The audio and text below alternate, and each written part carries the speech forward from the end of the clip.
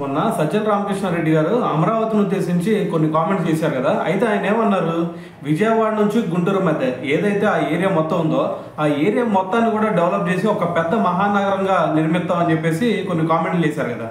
అయితే ఇప్పుడు దీని గురించే మరి మంత్రి అయినటువంటి అనగాని సత్యప్రసాద్ గారు కూడా రియాక్ట్ అవ్వడం జరిగింది. అయితే ఆయన ఏమన్నారంటే, మీరు అంతకుముందు 2014లో చూసుకుంటే ఇదే రాజధాని ఓకే అని చెప్పారు. దాని తర్వాత మళ్ళీ 2019లో మీరు వైసీపీ ప్రభుత్వం వచ్చినప్పుడు మూడు రాజధానులు అని చెప్పేసి మూడు ముక్కల ఆట ఆడారు. సో అందుకని చెప్పేసి ఇప్పుడు చూసుకుంటే మీకు జనం 11 సీట్లతో కట్టబెట్టారు.